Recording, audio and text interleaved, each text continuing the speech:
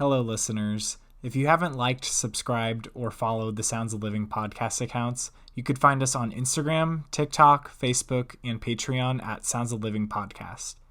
Any donation would be greatly appreciated to help support my journey of taking Sounds of Living around the United States. Thank you.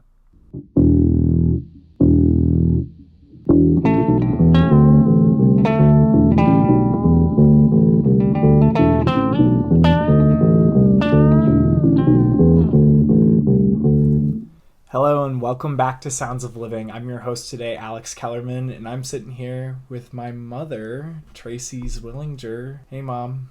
Hey, kiddo. How are you? I'm good. Is this your first podcast you've been on? Yes. What do you think? I don't know what to think yet. It's exciting. You've talked about it a lot, but I've never done this before, so I don't know what to expect. Well, Mom, why don't you tell us about yourself? I am a veterinarian. I grew up in Chicago, Connecticut, St. Louis, and moved to Phoenix, went to school in Missouri. I have a brother and a sister. My brother lives in Phoenix and my sister lives in Chicago. My parents are still together and live here in Phoenix as well. I have 3 children and 3 stepchildren on my second marriage, and I'm happy. I love my job and I love my friends and family. I like to travel. I like to be outdoors. I love animals. And I like to have experiences with people.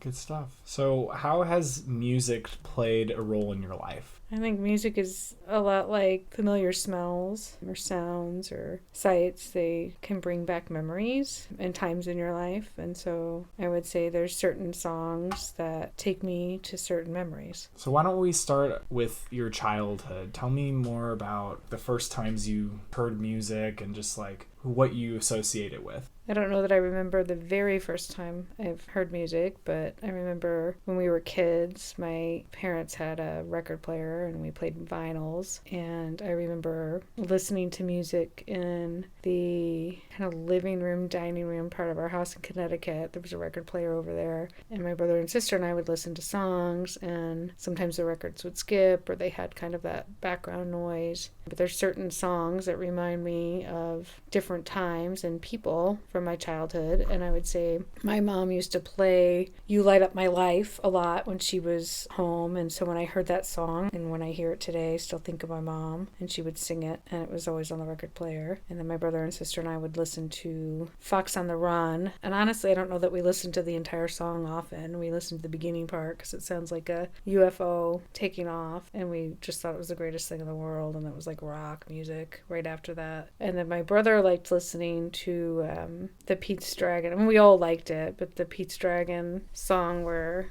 Pete sings to Elliot the dragon, and they sing I Love You Too, and it's a bunch of that bump, bump, bump, bump, bump, bump, the dragon talking to him, and so that reminds me of him. My sister liked Cecilia, so when we were young, I remember that. And there's other songs, even like middle school and high school, there's songs that I hear and I think of them at different times too. Chrissy, I know, liked Back in Black a lot, so when I hear AC/DC, sometimes I think of her. I can picture my brother dancing to Walk on Life by Dire Straits. It was on MTV all the time. But anyway, so yeah, those I would say my childhood. And there's, any song that you hear on The Goldbergs or Stranger Things or Sister Christian's another song I think of when I think of my sister, actually. But Murphy, what's that song from Paul Blart? I Can't Hold Back. So yeah, there's all these songs from our childhood that when I hear them, it puts a smile on my face and brings me back decades, and it's fun. Were there any songs that reminded you of your dad? Oh yeah, so on Saturday mornings, this is more in St. Louis, not when we lived in Illinois, we would have to do chores on Saturday mornings, and he would blast. So by this time we had cassettes, I think, were out by then. We didn't have CDs yet. And he would blast Air Supply, Making Love Out of Nothing at All. And there's like a drum solo in it. And it would just be so loud. And that was our wake up to get up and do our chores on Saturday mornings. Total cheesy 80s songs, but but he would blast it. And I'd say he really liked Born in the USA, Bruce Springsteen, and, I'm trying to think of other songs, but there's, the Air Supply song totally reminds me of Saturday mornings, having to do house chores. And that led you into your college years. So there's different music, and some of the genres were different than what I was exposed to probably in my younger years, because it just, I think, natural time changes, but just meeting people with different backgrounds, listening to different music. Oh, one more thing, like Neil Diamond. My parents listened to Neil Diamond all the time, so any Neil Diamond song makes me think a lot of my parents for the most part. So college, I would say, like the Soup Dragons. I think about parties in college when I hear songs like that. Gin Blossoms, Cranberries, Toad the Wet Sprocket. I loved them. Never listened to any music like that. Walk on the Ocean is probably one of my favorites. Jump Around makes me think of parties in college. And then I have songs that remind me of my sorority sisters. They introduced me to Indigo Girls, which I love their music, and Closer to Fine. Just seems so appropriate for the time in our lives, trying to figure things out. Then, 10,000 Maniacs, Natalie Merchant. There's a song she sings, These Are Days to Remember. And we had a photo collage of just stuff we did in the house that Tiffany, my best friend from college, her dad dubbed music to, and he dubbed These Are Days to Remember song. So anytime I hear that song, it just immediately brings me back to just fond memories of college and having fun with my friends. Veterinary school, I graduated in 1999, so Prince, 1999, we played that over and over again, almost to the point where I'm sick of the song, but not anymore because I don't hear it all the time anymore, and so when I hear it now, it reminds me of graduation. And Tiff and I had tons of fun. We both worked waiting tables, and we'd end up, back at the house before everybody was home from the bar, so we were designated drivers on many nights together, and we would pick up our drunk sorority sisters, and we'd listen to music, and sometimes we were, just hanging out waiting for phone calls, and we would listen to fun songs, like even get ready for work and stuff. I remember us listening to Bonnie Raitt's Let's Give 'Em Something to Talk About, and we'd sing into like the blow dryers and curling irons and just be goofy together. And then we both loved Prince, and Tiff was a little more adventurous than I was, and spontaneous and more just fun, and so I just had a ton of fun with her, and we would sing like some of Prince's songs were like naughty. And so we would sing like Get Off and Sexy Motherfucker and like just all these crazy, like, fun things that we just did completely sober. It was fun. So yeah, I'm trying to think, I don't know any other ones that kind of come to my mind, but when they come on, they just bring you right back, and it's just like a little moment in time that you capture, and usually puts a big smile on my face. So when you finished vet school, you had at least like another 5-6 years in your 20s. What songs and moments do you remember in those later years? So I met your dad, and he was really into blues music, and he loved Stevie Ray Vaughan, and so yeah, I'd say any Stevie Ray Vaughan song reminds me of him. We had some music that we both liked from our childhood that overlapped, which I know you and I have talked about, like that might be something that changes in the future with how music is presented to people. Common connections to certain music that, because it was all mainstream on the radio, it just happens. I know that even Scott and I watch shows now that capture times that we lived through, and even though we didn't know each other and we lived in different parts of the country, we remember the music, because it was what we were all listening to. And of course people gravitated towards different types of music, but your dad really liked blues music, and I had heard some of it, but I wasn't into it as much. So when I hear Ray Charles or Stevie Ray Vaughan, it makes me think of your dad, and then Neil Diamond, his parents I think listened to as well, and so we had that kind of common denominator, even though that, again, we hadn't known each other when we were kids, but our parents liked some of the same music. So that was fun. And then, I had you in my 20s and Rhea in my 20s, and I remember driving home from the hospital with you in the back of the car in your car seat, and Don Henley's song Taking You Home came on the radio, and every time I hear that song I think about me driving home with you in the car, taking you home. So that's another happy memory and just like a milestone transition in my life from being not a mom to a mom. So it's a neat memory. There's overlap, I think, from my childhood songs to yours. You guys loved music, and we did the rock star parties, and I think about, some of the songs we sang. And so Bad Medicine also reminds me of you and the rock star parties. And then, of course, later, after you graduated high school, doing the karaoke on the cruise ship. But Bad Medicine I had memorized when I was in high school with a good friend of mine. We were on a family vacation, and we were in the middle of Kentucky Lake on top of a houseboat, singing Bad Medicine in the middle of the night on top of this boat. And I knew all the words. And I still remember all the words. And I taught you all the words. And then we sang them, when you were probably 10. And then sing them again when you graduated high school. So it's kind of fun how music can bridge your childhood with your kid's childhood and so on. So yeah, we sang that. And then Maria and I went to her first concert that was for her, not, family, whatever. We went to see Tim McGraw, and that was fun. So anytime I hear Humble and Kind or Live Like You Were Dying, I think of her. Those are great songs. Even he did a cover of Elton John's Tiny Dancer, and that brings me back to that concert because it's such a great song, and it was a fun time for Maria and I. And even though the Humble and Kind had nothing to do with a trip that Maria and I went on together, when I see or hear the song or see she's got it tattooed on her arm, it makes me think of Cambodia for some reason. I don't know if it's just because all the times were kind of intertwined, but she and I did a trip with my best friend from college to Cambodia, helping the kids there build infrastructure to schools. So it's weird how that all kind of ties together, but it's wonderful. I think that's all the time before you guys graduated and stuff. And there were other songs by myself that I listened to that when I was just kind of figuring out who I am and what I want and just trying to figure myself out a little bit. Songs that at the time I didn't realize were all from the same artist, but they were Imagine Dragons. I don't even think I knew who they were when I was listening to them. I just liked a couple of their songs. And so I remember Demons. I love that song. That song can make me cry. It's such a great song, and I would listen to that often when I was struggling and keeping secrets to myself. It just helped me through it. What did it help you get through?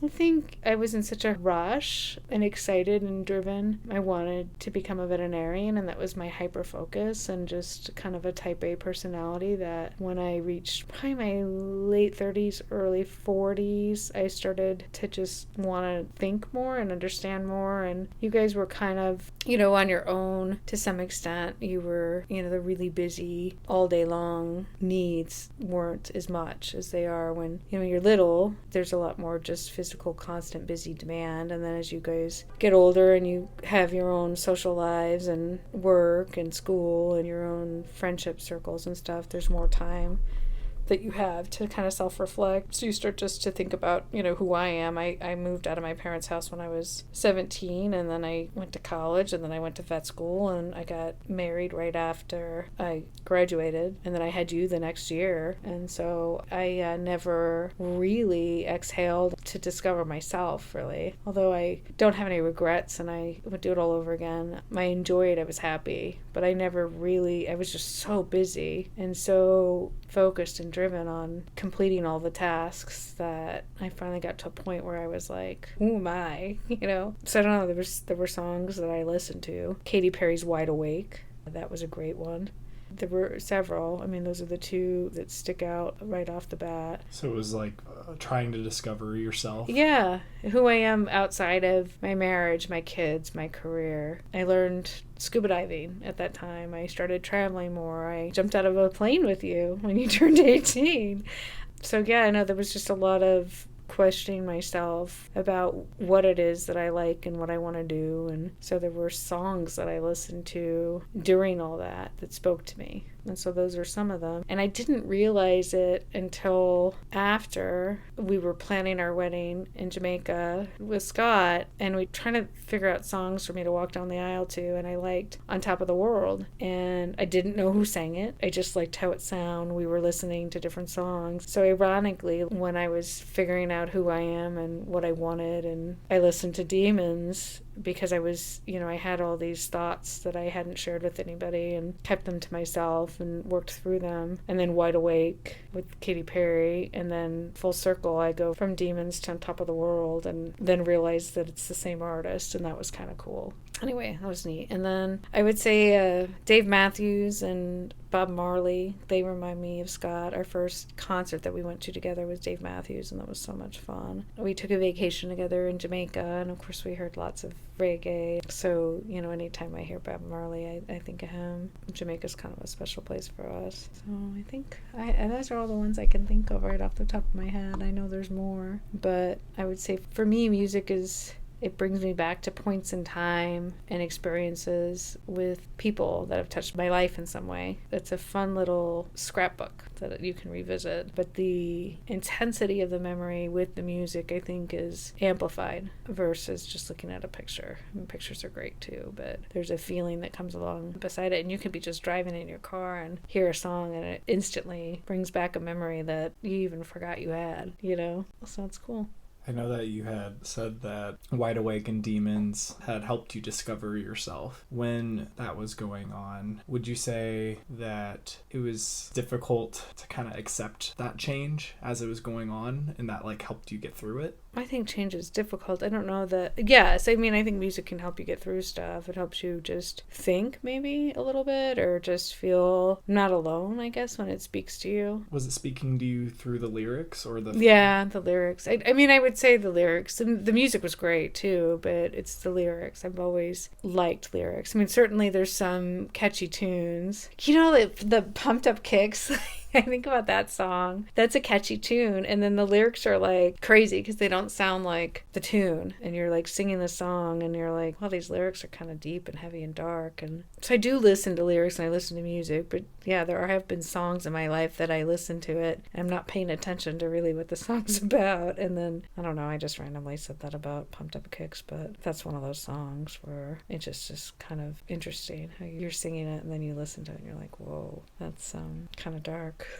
You know? Yeah. So would you say that throughout your life you've kind of gone back and forth with listening to a song to just listen to it versus listening to it for the lyrics? I think that's the magic of music, though. Like, I think that it speaks to you the way it speaks to you. And I would say that throughout my life, it's variable. Sometimes it's just what's mainstream and everybody's listening to, and it's a time period in your life. Sometimes it speaks to you because of something that you're going through. And I would say that Demons, Wide Awake, On Top of the World, I Don't Want to Miss a Thing, that's what we decided to dance to. And I love Aerosmith. Those have deeper meaning to me. I don't know if I'd even say deeper, because some of the other songs too, it's just they're just different. That's what I think is so neat about music, is that it can touch you in different ways at different times with different people, different experiences. And you're grateful for all of that? Of course, yeah. No, I think it'd be sad to have forgotten a lot of the stuff that I've remembered because of songs that I hear that I hadn't heard in a while. And then I think too, there's just